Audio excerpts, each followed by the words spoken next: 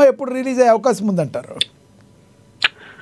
Sir ఎవరు ఏమనుకున్నా కానీ సార్, యమదొంగ టైంలో చాలామంది సన్నగైపోయారు, ఏదో అయిపోయారని అన్నీ అన్నారు సార్. ఒక్కసారి రిలీజ్ అయిన తర్వాత అది బ్లాక్ బస్టర్ కొట్టడంతో ఎవరికి మాటలు లేవు సార్. ద సేమ్ వే ఈరోజు అక్కడి నుంచి ఎక్స్పెక్టేషన్స్ పెంచుకుంటూ ఆ మూవీ హిట్ చేసుకుంటూనే వస్తున్నారు తప్ప ఎక్స్పెక్టేషన్ మ్యాచ్ కోసం, డైరెక్టర్ రిక్వైర్మెంట్ కోసం ఎన్టీఆర్ పడే కష్టం అంతా ఎంత ఉండదు సార్. ఆ కష్టాన్ని మనం గుర్తించి we should go in a positive manner. We should not think about negative manner. One negative thinking కూడా it will unnecessary effect for the society.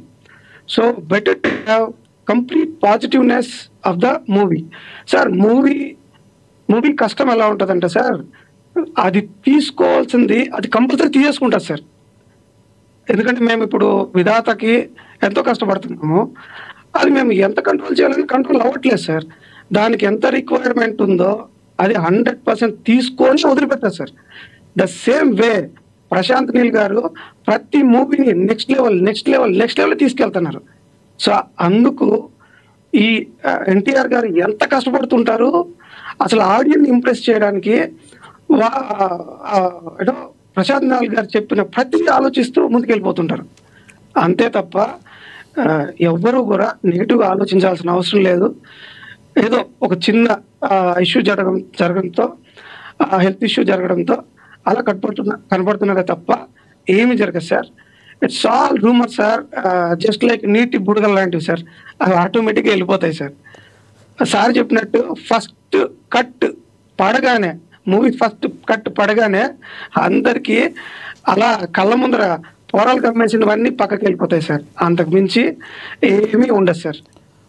అంటే రాజేంద్ర గారు ప్రధానంగా చూసుకుంటే సామాన్యంగా పెద్ద హీరోలకే ఇలాంటివి పెద్ద ప్రాజెక్టులకే రావడానికి కారణం ఏంటంటారు? చిన్నవి బయట తెలవు అంటారా? చిన్నవి కూడా అలాంటి ప్రాబ్లమ్సే ఎదురవుతూ ఉంటారా?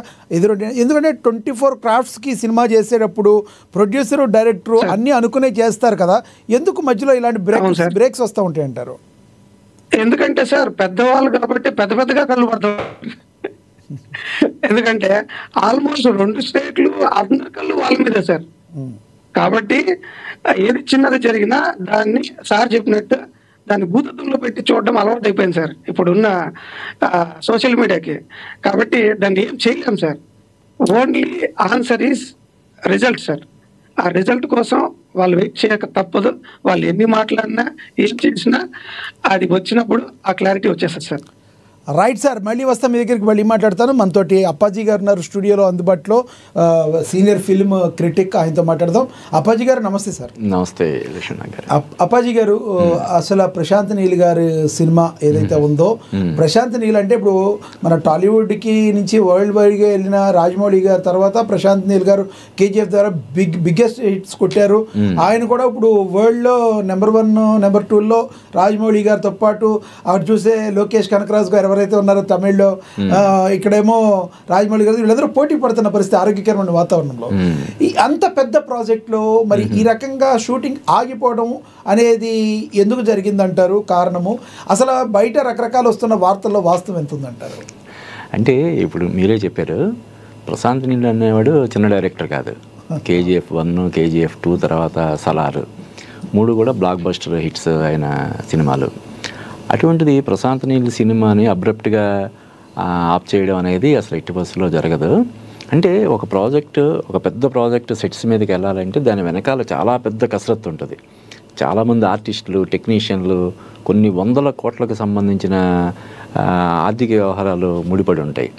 కాబట్టి జస్ట్ లైక్ దట్ సినిమా ఒక చిన్న షెడ్యూల్ చేసి అది బాగా రాలేదనో లేకపోతే ఇంకోటనో ఆఫ్ చేసి